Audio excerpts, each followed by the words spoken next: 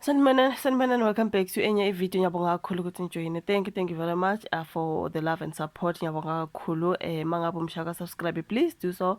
Kindly subscribe, like video, uyishare njalo, ufake ke notification bell yakho on so that njalo nje mangabe ngilahlela ama videos you do not miss any of them. So kule video ngizothanda ukukhuluma ke ngokwenzeke laphana ku-memorial service kaMama uNandi Nyembe. Sibonile ke bebekhuluma bakhulumile bekugcwele nje ngempela you guys akuzobungazwa ke impilo kaMama uNandi Nyembe, the veteran actress oye wadlula emhlabeni ayamalanga adlulile. So now into ekhona ukuthi siyazi vele ukuthi guys abalingisi bayakhala kakhulu ngokuthi banakwa uma bengasekho emhlabeni.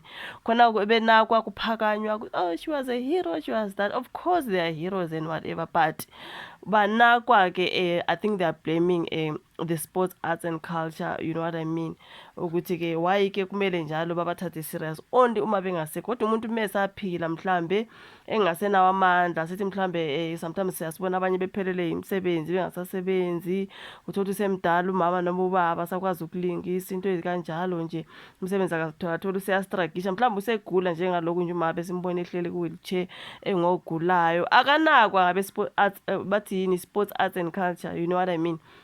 Iyona nto abakhala ngayo, abanakho akho umuntu onendaba.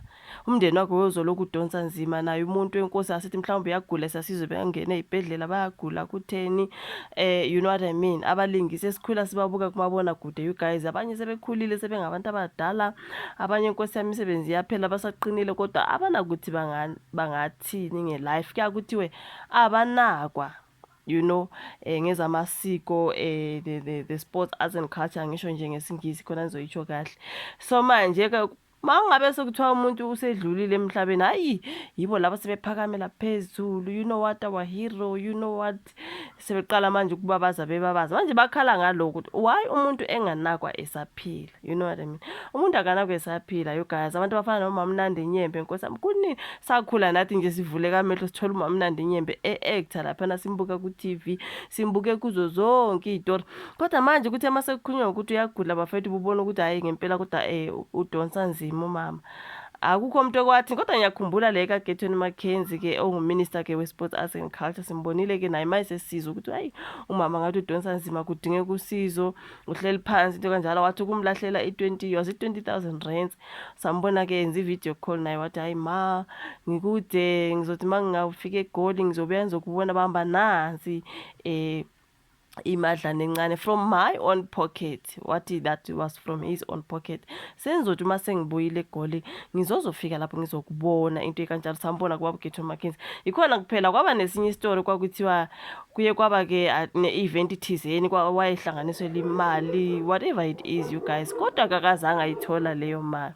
Don't mind izinja you guys ziyakhonkotha. So kwathiwa ke akazange ayithola, namanje sedlule emhlabeni. Ke ngabona somewhere kuthiwa ke uMama uNandi Nyembe passed away before receiving the money that was raised for her. So mina bengihleli ngizibuza ukuthi okay, if the money was being raised for her, why engayitholanga leyo mali?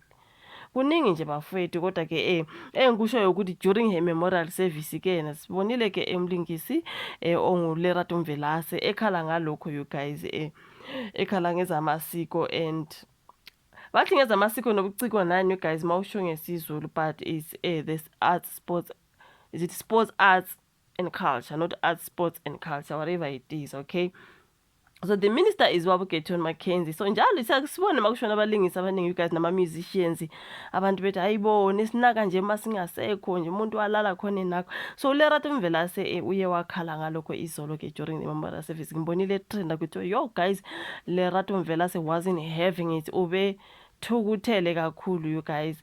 So ke manje lana ke kuyacaca ukuthi emveni kokuthi ke akhulume ngaleyo ndlela egxeka ke ibona ke abe sports, arts and culture, ubaba uGetweni Mackenzie ayizange yalenda kuye ke kahle leyo ndaba ke. Usetweethe wathi uyamazi ubaba uGetweni Mackenzie ukuthi on Twitter he is very active, angathi on Twitter especially uTwitter, kodwa on social media even on TikTok he is very much active. Ngiyangizwa abantu bemxeka bethi minister linjani othanda ukuhlala njalo ku social media unakenye nenye post. he's someone who's very very active, you guys. So ke uthe mase begxikiwe laphana ku memorial service, hayi wathi no, I am not having it. I think mhlawumbe yena ubesiza Nkosi yami kodwa mhlawumbe engakumemezeli khona lapha kaMamnandi Nyembe angazi. So bathi ke lana ephepheni uye waziphendulela kuNgqongqoshe ogxekwe abalingisi ngempatho. Asifunde kancane ukuthi kuthiwa ke akapholisanga maseko ke ungqongqoshe wezemidlalo. Okay, you have to say ezemidlalo, ubuciko namasiko. Okay, that is the sports, arts and culture. uGetty Mackenzie kulandela ukugxekwa ke nomnyango wakhe enkonzweni yesikhumbuzo sikaMamnandi Nyembe ebesibanjele eMarket Theatre eGoli. Ubaba uGetty Mackenzie bephendula inkulumo kaLerato Mvelase obephethe uhlelo. Okay, she was the MC there. Othe-ke ukuya phambili ngeke besawumema kumnyango wezemidlalo ezobuciko namasiko ukuze ubungaza nawo. So uLerato bekhuluma kanje nje emva kwenkulumo kaSibusiso Tsanyana obekhulumela kumnyango, othe ungqongqoshe walomnyango uGetty Mackenzie uzokwenza isimemezelo ngezinhlelo abanazo ezizokwenza isiqiniseko sokuthi amaciko ayanakekelwa, right? So anti siyasiza abantu bekhala ukuthi abanakekelwe besaphila. Why kuphakanywa bengasekho? Yona lento okukhalwa ngayo. So uthi ke ngicela wazise ungqongqoshe ukuthi uLerato ke loyo. Uthi ngicela wazi ungqongqoshe ukuthi ukuya phambili ngeke sisawuvumela umnyango uze uzobungaza nathi. Asilwi kodwa nomnyango. Silwa nezinhlelo ezicekela phansi amaciko. Uthe kuyoze kube nini bezwa izinkulumo ezizodwa.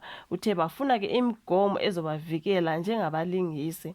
uMackenzie unikele izinkundleni zokuxhumana laphana ethi ngeke athule ehlukunyezwa.